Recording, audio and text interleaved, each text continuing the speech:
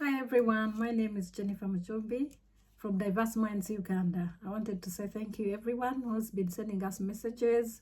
Those of you who have special needs children that have reached out, that have shared your stories with us. And for all of you who are raising awareness in Uganda and in other parts of the world, you are doing such a wonderful job. We thank you so much.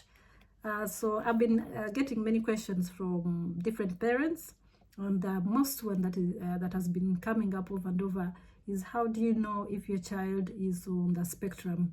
Of course, I'm going to say I'm not an expert in autism, but I'm a parent of autistic children, and I'll just share my experience of the things and the red flags we should have seen earlier on. And I must say that children on autism don't present in the same ways. What one can have a challenge and another one may not. What one may experience, another one may not experience. So there are many red flags, but they allow me to go through a few, and maybe next time I'll add on. I wanted to start with the one which is very common: lack of eye contact, where you look at the child and they don't look back, or they don't follow the gazes of your eyes. They say, autistic people say, they feel it's very uncomfortable. Some people say it's almost like painful, as just like any other pain. So they didn't have that eye contact. They would not, when they were young, people would just look at them and try to smile. They would not smile, or just look straight in their eyes. That one is one of the red flags, especially for the little ones. The next one, there was no response to their names. You would just call them out and they would never turn to answer to their names. So if you have a child there who is not responding to their names, you might start with testing their hearing. If it's all in order, you might have to consider getting them assessed for autism, because that can be a red flag. The next one I would say is delayed speech. Most autistic kids, they take long to speak. Some of them actually never speak at all, but they learn other ways of communicating, like they can use signs, which is called makatoni. They can use picture exchange things. Maybe one time I'll go deep into those ones, but most of them delay or may not have verbal speech, and they will be considered non-verbal. Some people call it non-speaking.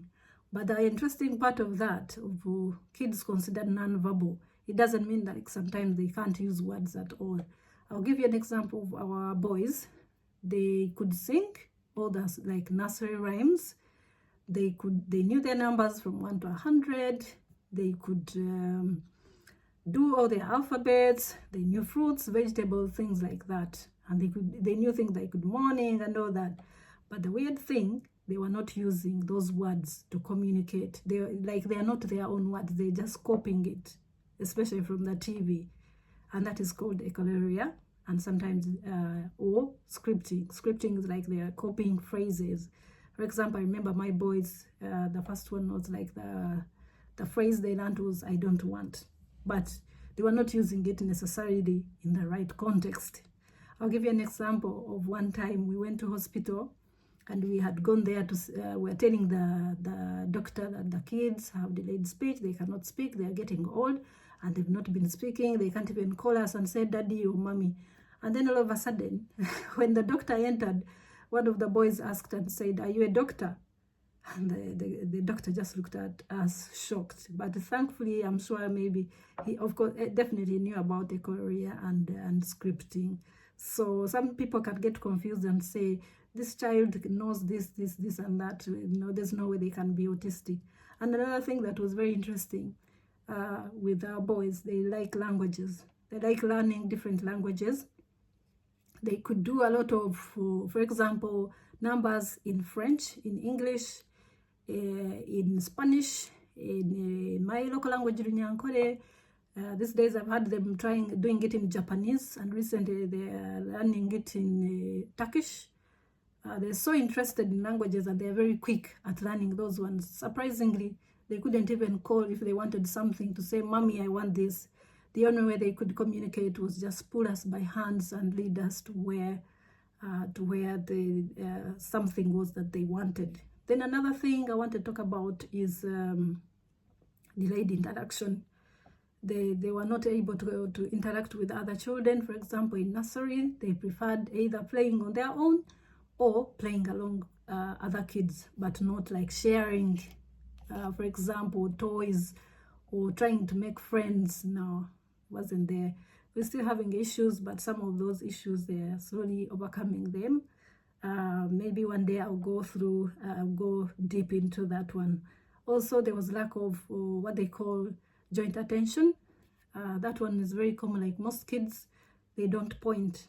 You know, like, for example, if you see like a plane and say, oh, so and so, look, there's a plane. Most of the kids, they will just, you point at them, or they will even see it before you and they will point to it, and you also look at it and maybe say something about it, and you're both looking at the same item, deriving some enjoyment out of it at the same time. So there was nothing like joint attention. There's also a big problem for us was being unaware of danger. That one was a big issue. Being unaware of danger and what they call eloping. I don't know why most children with autism, like they like climbing, and also they like eloping. One of the boys was really a star to that, jumping out of the window, escaping from home, over and over, like I think 3 times so far. Given any opportunity, if you're walking on the road going to school, if they get any opportunity, they run away from you. That one used to scare me a lot. So every time we'll be walking to school, I'll be just holding them tight and hoping no one stops us, no one, you know, nothing happens, like drops and I have to pick it, and, you know, one pulls their hands out of me and run away, and then I can't chase both of them at the same time. Actually, one time it happened, but we were still within the school compound. So I had to risk and leave one behind and chase another one and catch him before he got out of the gate, of the school gate, to cross the road. So they have no... They are so unaware of danger around them, like fire or things like that. So another one that was a red flag for us was repetitive behavior. They just like doing something over and over again. I'll give you an example. One of the boys is like lining up his toys. He's like stuffed animals. So he would just keep lining them up over and over again. Or they can just like, it can be a clip of a video that they can play over and over again. It can be the words or the phrases they hear from the TV. They will just repeat those ones over and over again. And I've been taught, you know, to also join in and to try to enjoy that one with them. And they like it. I've seen it with the boys. When they're like into something and they have like some phrases they repeat or songs, I'll just sing along, and they really like that one. But when it's still early, when you see that, that might be also a red flag. Also, there's what they call regression. So regression is where kids had skills before, but after a certain age, they lose those skills. For example, I'll give you examples of our boys. They were speaking. They could say dada, they were babbling, they were, you know, they were feeding themselves somehow. Then like around 2 years, 2.5, everything disappeared. Even the eating disappeared. They used to eat everything. They were happy to taste anything. Then that one disappeared. So it's very common for the kids to lose their skills that they had acquired before. And it can be a very confusing time. Some people think maybe my kid has been, for example, if you have maids at home, you might think maybe it's been tortured, or maybe some people might think my kid has been bewitched. You always, you know, blame yourself and say, what did I do? Some people think it's vaccination. So you start blaming yourself as a parent and think, what did I do to cause this? You always think, but it's very, very common in autistic kids to have regression. Because one of the boys, actually, our boys started reading early at the age of 2.5 years. They could read, they could write. Also, that one should have been a red flag because that was too early for them to write and read. You know, they could read, but I don't think they could make sense of what they were reading. That's the weird thing about autism. They can read, they can write, but they can't make sense or use those things, those skills, like the words they are writing, in the right context. That's also a red flag. There's also lack of sleep. They didn't sleep much.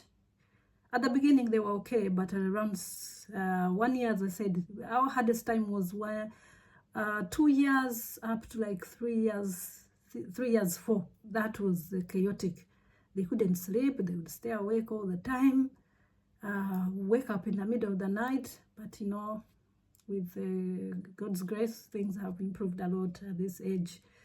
What else can I say?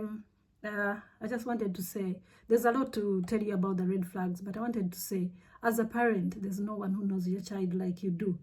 If there's something that you think that is off, and people keep telling you, for example, for the boys, they say, no, it's very common in boys, they take long to speak. But you as a parent, no one knows your child like you do. Do not listen. Do not listen to those people. Take your child for assessment. It won't kill them. In fact, it will just clear up things instead. If he's on the spectrum, you just get into early intervention like speech therapy, occupational therapy, ABA, or anything you can to help them when it's still early, because when they are still young, you can make massive difference. So do not listen to people saying this or that, or moving from one place to another. Just, first of all, get them assessed. That's all I can say. I want to thank you so much. There are many red flags, and I hope to add on next time. Thank you so much for today, and bye.